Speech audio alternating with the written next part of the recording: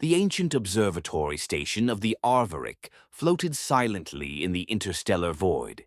Its delicate sensor arrays, spanning millions of kilometers like gossamer threads, hung in the emptiness of space.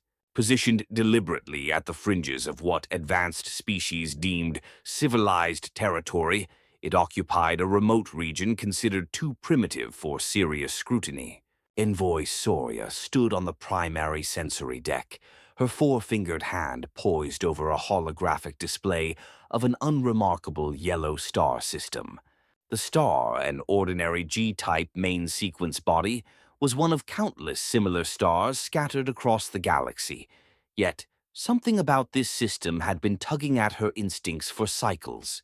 "Commander Vell, I'm picking up an unusual transmission," the sensor analyst reported, his voice tinged with excitement that pierced the monotony of their posting.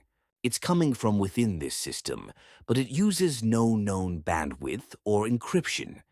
Soria's bioluminescent facial ridges pulsed faintly, the Arveric equivalent of a raised eyebrow.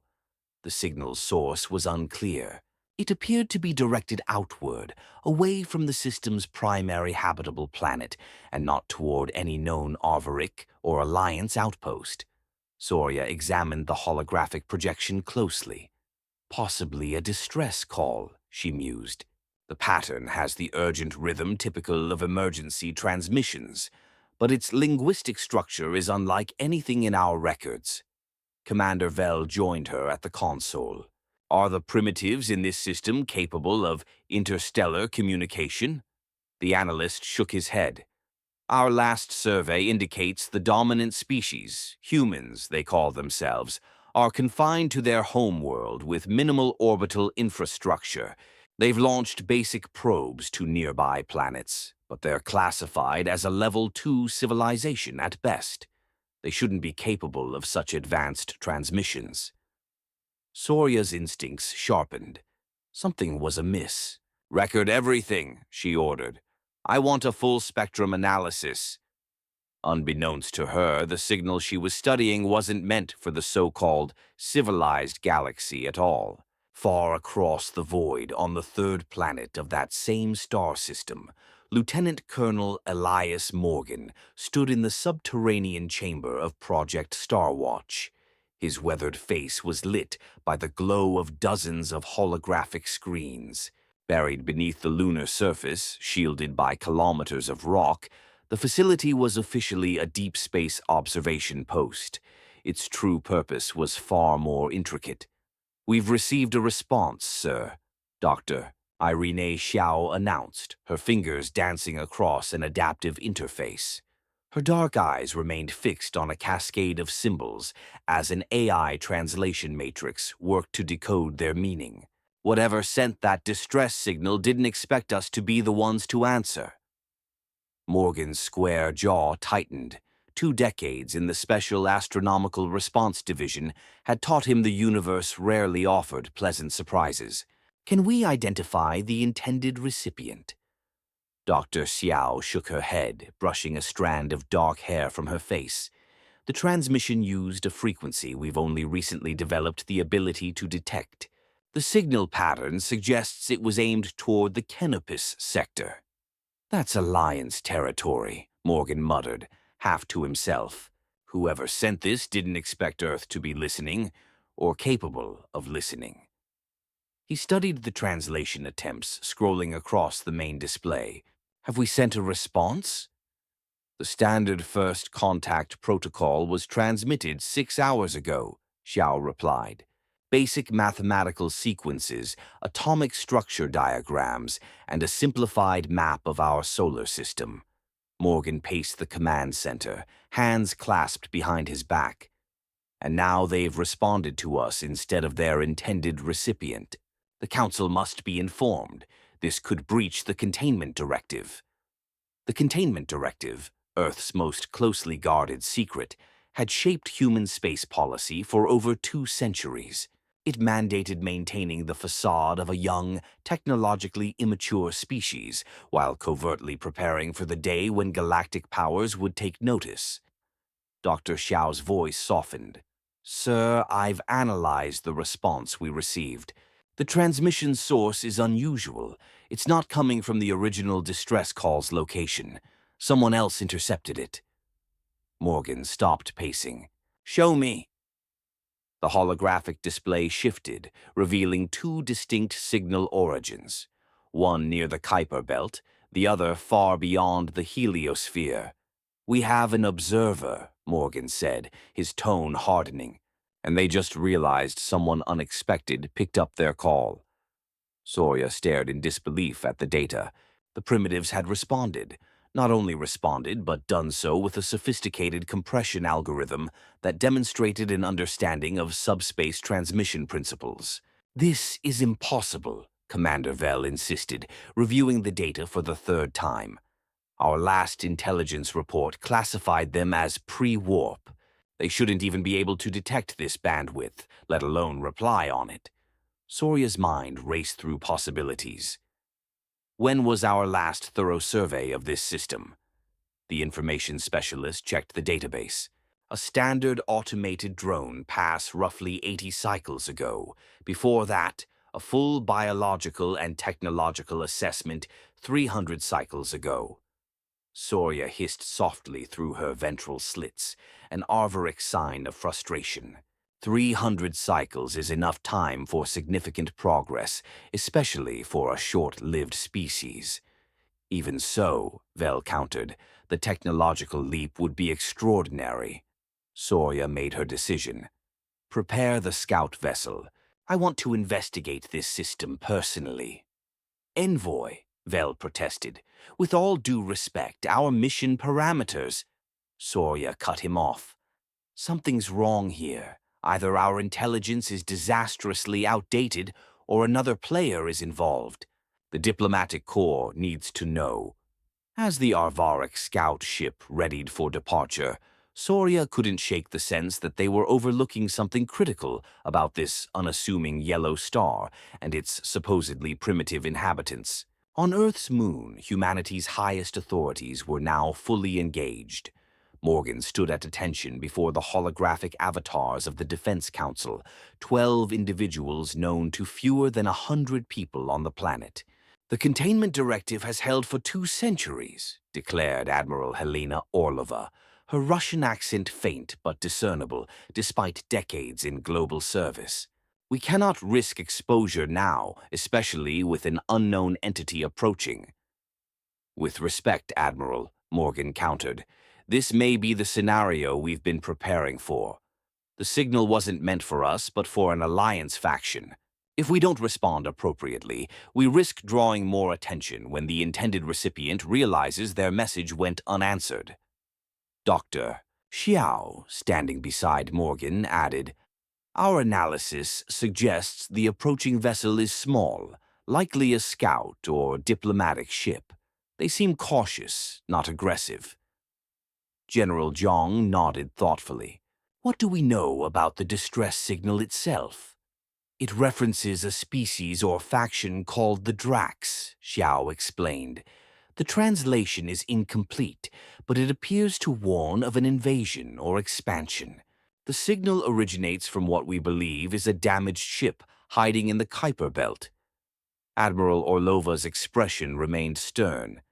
Your recommendation, Colonel? Morgan stood taller.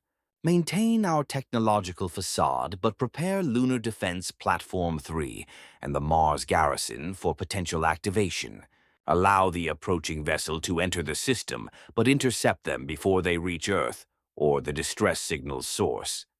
After a moment of silent deliberation among the council, Orlova nodded. Proceed with caution, Colonel. Remember the containment directive. Reveal only what is necessary. As the council's avatars faded, Dr. Xiao turned to Morgan. They're afraid. Morgan's expression was grim. They should be. We've had 200 years to prepare, but we've never tested our defenses against a real threat. Are we ready? He didn't answer immediately. Instead, he opened a secure channel to the stealth fleet hidden in the asteroid belt. This is Lieutenant Colonel Morgan. Implement Protocol Sentinel. This is not a drill. Only then did he glance at Xiao. We're about to find out. The Arvoric scout ship slowed as it neared the system's outer boundary. Soria had expected nothing more advanced than primitive radio signals and a few rudimentary satellites orbiting the homeworld. Instead, their sensors detected unusual energy signatures from multiple points across the system. These don't match known human technology, the science officer reported. They're too refined, too efficient. Soria studied the readouts. Could they be automated beacons from another civilization? Perhaps relics of an ancient presence? Unclear, the officer replied, but they seem to be actively tracking our approach. As they passed the orbit of the gas giant humans called Saturn, the ship's sensors detected a faint distortion, possibly indicating a cloaked vessel or installation. Before Soria could order a deeper scan, the communication system chimed. "We're receiving a directed transmission," the communications specialist announced. "It's from the inner system, the fourth planet. Mars, they call it." Soria nodded. "Put it through." The view screen displayed a human male with short gray hair and a stern expression, dressed in what appeared to be a military uniform. "This is Lieutenant Colonel Elias Morgan of Earth Space Defense. You're entering restricted space. Identify yourself and state your purpose." Soria maintained her diplomatic composure despite her surprise at the directness. "I am Envoy Soria of the Arvoric Diplomatic Corps. We detected an unusual transmission and are here to investigate its source and nature." The human's face betrayed nothing. "We're aware of the transmission. It originated within our system without authorization. We're handling it." "With respect, Colonel Morgan," Soria replied, "the transmission appeared to be a distress call meant for recipients beyond your system. As representatives of the nearest civilized region, it's our jurisdiction to investigate." "I understand your position, Envoy," Morgan responded evenly. "However, all entities within this system are under our protection and jurisdiction. We're open to discussing cooperation, but we cannot allow unescorted exploration of our territory." Soria wasn't accustomed to such assertiveness from a supposedly developing world. The intelligence reports had clearly underestimated these humans. "Very well," she conceded. "We accept your escort." After the transmission ended, Commander Vell approached. "That response doesn't align with protocols for a Level 2 civilization. It's too organized, too prepared." "Indeed," Soria agreed. "Either they've advanced far faster than anyone predicted, or they've been concealing their true capabilities." "But why would they do that?" Vell asked. Before Soria could respond, the sensor officer sounded an alarm. "Envoy, we're detecting a new energy signature entering the system. Massive power readings, approaching from the Kuiper belt." The tactical display revealed a vessel emerging from what appeared to be faster-than-light travel, its design unlike anything in the Arvoric database. "It seems," Soria said softly, "we're about to meet the source of that distress call." On the command deck of Lunar Defense Platform 3, Morgan watched the situation escalate with growing concern. The arrival of a second alien vessel hadn't been part of any contingency plan. "What do we know about the newcomer?" he asked. Dr. Xiao analyzed the sensor data. "The energy signature doesn't match anything in our database, but the propulsion technology resembles descriptions in ancient archive Delta, possibly linked to Mariixian designs from the Third Era." Morgan nodded grimly. "The Third Era, nearly 50,000 years ago, when Earth had last been openly involved in galactic affairs before the Great Retreat and the decision to withdraw from the cosmic stage. Open a channel to both vessels," Morgan ordered, "and bring platforms 2 and 4 to stand by. Keep them cloaked." The view screen split, showing Envoy Soria and a new figure, a tall, slender being with iridescent skin and elongated limbs. "I am Colonel Morgan of Earth Space Defense. Identify yourself," he addressed the newcomer. The being's voice, melodic through the translator, responded, "I am Captain Talon of the Valis Expeditionary Force. We sent a distress call to our allies. Why did you intercept and respond?" "Your transmission was detected within our system," Morgan explained calmly. "All communications originating from or passing through our territory are subject to our monitoring." Captain Talon appeared agitated. "You don't understand. We're fleeing the Draxma. They've consumed 3 star systems in their expansion. We came here seeking refuge and to warn the Alliance." Soria interjected. "The Alliance has no record of any Draxma threatening frontier systems." "Because they emerge from the void between galaxies," Talon explained urgently. "They've been destroying communication relays as they advance. No one sees them coming until it's too late." Morgan exchanged a glance with Dr. Xiao off-screen. This aligned with ancient warnings in humanity's secret archives. "How far behind you are they?" Morgan asked. "Days, perhaps hours," Talon replied. "Our ship is damaged. We can't outrun them further." Morgan's decision was swift. "Both vessels will proceed to Earth orbit under our escort. We need to discuss this further." As the communication ended, Commander Vell's voice came through on a private channel to Soria. "Envoy, we should reconsider. If this Draxma threat is real, we should withdraw and report to the Alliance immediately." Soria studied the human colonel's face as the screen darkened. "No, Commander. Something tells me we're exactly where we need to be. These humans know more than they're letting on. I intend to find out what." As the small convoy approached Earth, Captain Talon's sensors detected something his officer struggled to believe. "There are energy signatures throughout this system that shouldn't exist for a Level 2 civilization," the officer reported, "particularly around that airless moon and the 4th planet." "Could they be automated defenses left by the Alliance?" the second-in-command suggested. "No," Talon replied, examining the readings closely. "These are active, maintained systems with design characteristics I've never seen. Not Alliance, not Arvaric, not any known spacefaring power." The convoy passed Mars orbit when all 3 vessels' sensors simultaneously detected a massive presence, emerging from faster-than-light travel at the system's edge. "Energy signature confirmed," the Valis sensor officer reported, fear evident in her voice. "Draxma Battle Group. 5, no, 7 capital ships." On all 3 command decks, the same realization struck. The hunters had arrived. "All platforms activate," Morgan ordered, his voice steady despite the stakes. "Drop the facade. Implement Prometheus Protocol." Across the solar system, humanity's true capabilities began to emerge.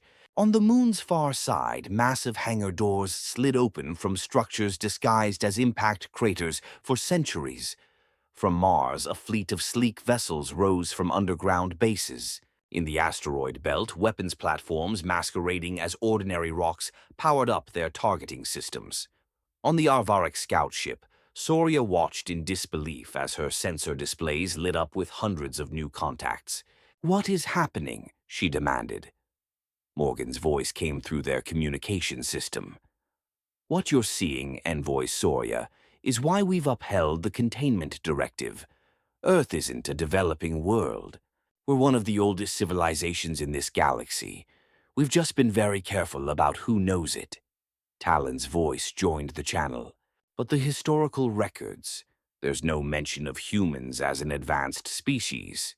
That was intentional," Morgan explained as his ship joined a formation of previously hidden Earth vessels. "Nearly 50,000 years ago, humanity was nearly destroyed in what we call the Sundering War. We withdrew from galactic affairs, erased most records of our existence, and have been observing from the shadows ever since." Commander Vell's voice was incredulous. "That's impossible. No civilization could sustain such a deception for millennia." "When you've seen your homeworld nearly reduced to ash," Morgan replied grimly, "you learn a certain patience." The conversation was cut short as the first wave of Draxma vessels entered. Weapons range. Their ships, simultaneously organic and angular, resembled crystalline structures grown rather than constructed. Without warning, they opened fire. The energy blast would have obliterated the smaller vessels, but it struck an invisible barrier halfway between attackers and defenders. Shield technology, Soria gasped. But that's beyond even Arvoric capabilities. Localized space-time distortion field, Dr. Xiao corrected over the channel. A different principle entirely. Morgan's voice shifted to pure military command. Envoy Soria, Captain Talon, fall back to Earth orbit. Our defense grid will cover you. As the Arvoric and Vaelis ships retreated toward the inner system, humanity's hidden fleet engaged the Draxma. The ensuing battle defied expectations. Earth's smaller but highly agile ships wove between the Draxma's massive energy weapons. From the lunar surface, particle beam weapons, disguised as natural features, fired with pinpoint accuracy. From Mars, missiles with drives that bent light around them struck the invaders. The Draxma, unprepared for such resistance, concentrated their fire on the Earth fleet. 2 human vessels vanished in blinding explosions, but the rest maintained their coordinated assault. From the safety of Earth orbit, Soria and Talon watched with contrasting emotions. Talon with hope, Soria with growing shock. "How is this possible?" Soria whispered. "How did we not know about this?" Dr. Xiao's voice came through their channel. "The same way the galaxy doesn't know about the Draxma until they emerge from the void. Some secrets are kept because they must be." The battle raged for hours. The Draxma, though technologically formidable, were outmaneuvered at every turn. Earth's defenses weren't just advanced, they appeared designed to counter the exact weapons the invaders wielded. "It's as if you've fought them before," Talon observed. "Not them specifically," Morgan replied between issuing orders, "but things like them. The void between galaxies has spawned many hunters over the millennia." Just when victory seemed within reach, the largest Draxma vessel unleashed a devastating weapon, a cascading energy wave that overwhelmed the human defenses around Mars. A hidden base on the planet's surface erupted in a massive explosion. "Phobos installation is hit," a tactical officer reported. "Shield generators down 30% system-wide." Morgan's expression hardened. "They're adapting faster than we expected." Admiral Orlova, requesting permission to deploy the Artemis array. After a brief pause, Orlova's voice came through. "Permission granted, Colonel. May God help us all." Morgan turned to Soria and Talon on the split screen. "I need your help. The Draxma have a defensive blind spot our weapons can't exploit directly. Your vessels, approaching from specific vectors while we distract them, could deliver targeted strikes." Soria hesitated briefly before nodding. "The Arvaric stand with you, Colonel." "As do the Vaelis," Talon added. "Tell us what to do." Morgan outlined the plan, a coordinated strike against the Draxma flagship, while Earth forces engaged the rest of the fleet. As they broke communication to prepare, Soria turned to Commander Vel. "I never imagined the Arvaric would fight alongside an unknown power," Vel remarked. Soria's expression was grave. "They're hardly unknown, Commander. They're just exceptionally skilled at keeping secrets." The next phase of the battle began with a blinding flash from Earth's moon. A weapon emplacement hidden beneath the Tycho crater fired what appeared to be a concentrated beam of pure energy, the Artemis array. When it struck the Draxma formation, it didn't destroy the ships outright, but created a localized space-time distortion that slowed their reactions. In that moment of vulnerability, the combined forces struck. Earth vessels unleashed a barrage of weapons fire, while the Arvaric and Vaelis ships targeted the flagship's propulsion systems from their assigned vectors. Caught in the meticulously planned crossfire, the Draxma suffered catastrophic damage. 3 smaller vessels were destroyed outright, and the flagship lost maneuverability. The remaining Draxma ships began a fighting retreat, attempting to reach the distance needed for their faster-than-light drives. Earth forces pursued relentlessly, preventing their escape. The crippled but still dangerous flagship attempted a final desperate assault on Earth itself. It never reached the planet. A second hidden weapon platform, buried beneath the Clavius crater, fired a projectile that phased in and out of normal space. When it struck the Draxma flagship, the massive vessel simply vanished, as if erased from reality. The battle was over. The surviving Draxma ships, seeing their flagship destroyed, fled the system at faster-than-light speeds. In the aftermath, as damage reports poured in, Morgan allowed himself a moment of quiet pride. Humanity had revealed itself, yes, but it had also proven why it had survived so long in a perilous galaxy. 3 days later, representatives from all 3 species gathered in a chamber few outsiders had ever seen. The Hall of Remembrance, buried 2 kilometers beneath the lunar surface. Ancient artifacts lined the walls, chronicling humanity's long and often painful history among the stars. Admiral Orlova, now physically present, addressed the gathering. Her tall frame and silver hair commanded respect, even from the alien visitors. "For 50,000 years we have hidden in plain sight," she began. "After the Sundering War nearly annihilated our civilization, our ancestors chose to withdraw from galactic politics, letting younger races believe we had never achieved greatness. We watched, waited, and prepared." Envoy Soria, still grappling with the revelations, spoke up. "But why? The Alliance could have protected you, helped you rebuild." Orlova's smile was devoid of warmth. "The Alliance didn't exist when we fell, Envoy, and some of those who did exist were the ones who nearly destroyed us." Captain Talon looked troubled. "The historical archives have no record of this war you speak of." "Because victors write history," Dr. Xiao explained gently. "And while humanity wasn't defeated, we were too broken to ensure our story was told accurately. So, we chose to let it be forgotten entirely." Morgan stepped forward. "What matters now is the future. The Draxma will return, likely with greater force. They've seen our defenses and will adapt." "As will we," Orlova assured them. "But perhaps it's time humanity had allies again. True allies, not civilizations that patronize or exploit us as primitive newcomers." Soria looked thoughtful. "The Alliance will be stunned by these revelations. Many will refuse to believe it." "Let them," Orlova replied. "We've survived this long without their recognition. What we propose is a limited cooperation between our 3 species." Talon nodded eagerly. "The Valis would be honored. You saved us when our supposed allies didn't even hear our call." "The signal wasn't meant for us," Morgan acknowledged with a faint smile, "but we answered anyway." Soria took longer to respond, weighing the diplomatic ramifications. Finally, she nodded. "The Arvaric recognize value when we see it. I will recommend to my government that we establish formal relations with Earth as equals." Admiral Orlova extended her hand in a human gesture of agreement. "Then let this mark the beginning of the Trilateral Accord. Together we'll face whatever emerges from the void." As formal discussions continued, Morgan stood beside Dr.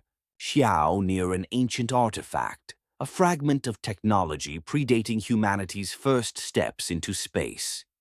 "Do you think we did the right thing, revealing ourselves after all this time?" Xiao asked quietly. Morgan considered the question. "I think we did the inevitable. Sooner or later the galaxy would have discovered us.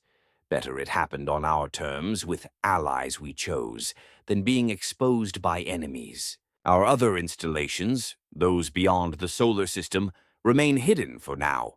He paused. If there's one thing humanity has learned over 50 millennia, it's that you never reveal all your secrets at once. Outside, through the reinforced viewport, Earth hung like a blue jewel against the cosmic void. To most of the galaxy, it was an unremarkable world inhabited by an unremarkable species. Now, a few knew better. A week later, a joint fleet departed Earth orbit, a mix of human, Arvaric, and Valis vessels.